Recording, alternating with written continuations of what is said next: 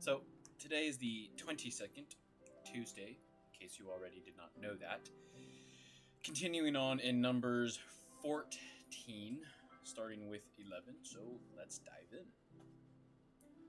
The Lord said to Moses, "How long will these people despise me? How long will they not trust me, despite all the signs I have performed among them? I will strike them with a plague and destroy them. I will make you into a greater and mightier nation than they are." But Moses replied to the Lord, "The Egyptians will hear about it, for by your strength you brought up this people from them. They will tell it to the inhabitants of this land. They have heard that you, Lord, are among these people, how you, Lord, are seen face to face, how your cloud stands over them, and how you go before them in a pillar of clouds by day and a pillar of fire by night.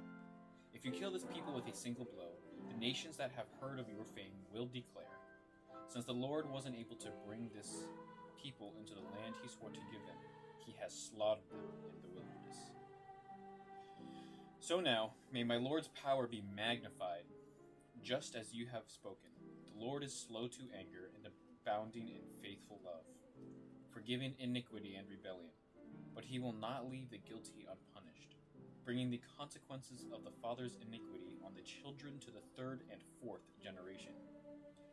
Please pardon the iniquity of this people, in keeping with the greatness of your faithful love, just as you have forgiven them from Egypt until now." The Lord responded, "I have pardoned them as you requested.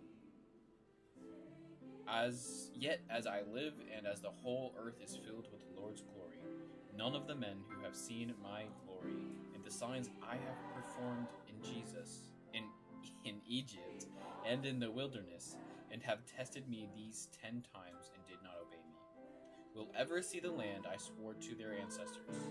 None of those who have despised me will see it.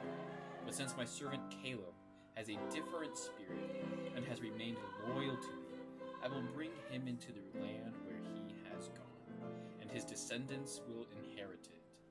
Since the Amalekites and the Canaanites are living in the lowlands, turn back tomorrow and head for the wilderness in the direction of the Red Sea." Let's look at today's reflection, shall we? So it says here, in the second paragraph, referring to verses 20 to 25, while God forgives the Israelites in accordance with Moses' prayer, he judges them by declaring that those who did not believe will not enter the promised land. They should have known better because they had seen the signs God performed in Egypt, but they continued to disobey him. It greatly dishonors God when we witness his faithfulness repeatedly and yet persist in doubting him. God has proven himself faithful in our lives, and we honor him when we put our trust in him no matter the circumstance. When we are to be more like Caleb, who did not doubt the Lord. As a result, he and his descendants would receive full inheritance. May each of us possess a heart like Caleb's, following God wholly. Now, it's a difficult thing to do, following God wholly. That means that we have to sacrifice and surrender so much of what our flesh desires.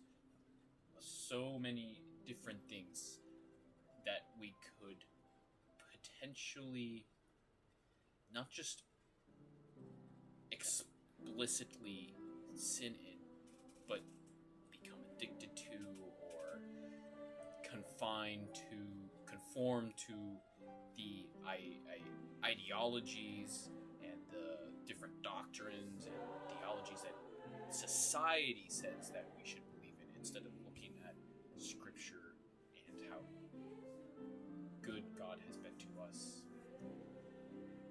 Yeah, let me not rant any more than that. But, as always, let me hear your thoughts. Let me hear your messages.